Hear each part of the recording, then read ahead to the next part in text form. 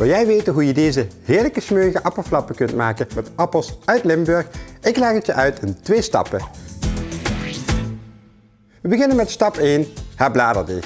Dit heb je ervoor nodig: 200 gram ijskoude roomboter, 250 gram patentbloem, 125 ml koud water en 5 gram zout. Voor het bladerdeeg gaan we eerst de roomboter in kleine dobbelsteentjes snijden. Alle ingrediënten gaan in de kom.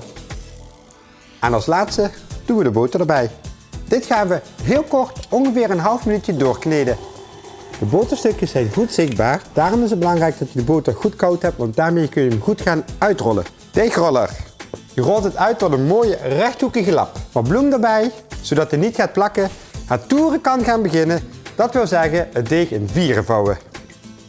Je draait de deeg vervolgens een kwartslag en dan gaan we weer opnieuw in vieren vouwen. Dit gaat nu een half uurtje de koeling in en daarna doen we deze handeling nog eens 2 keer. En dan heb ik, als het goed is, 1000 laagjes. Want 4 keer 4 keer 4 keer 4 is iets over de 1000. Bladerdeeg is klaar, mooi gebladerd. Tijd voor stap 2. De appelvulling. Wat heb je daarvoor nodig? 3 appels, 50 gram fijne kristalsuiker, 75 gram rozijnen, een handjevol amandelschaafsel, 15 gram maizena en een snufje kaneel.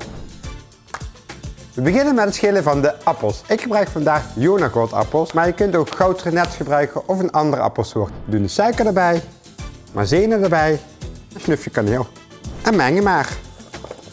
En om het helemaal af te maken doen we nog rozijnen en amandelen erdoor. Deze is klaar. Ik ga de bladerdeeg halen.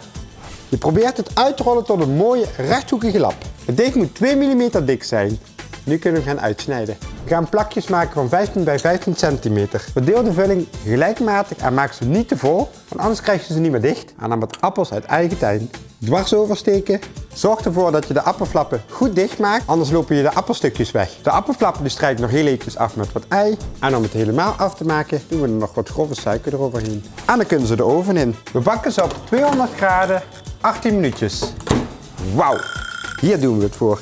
Mooie goudbruine rakassen, hè? Ik ben benieuwd wat sticht er van baks. Oh,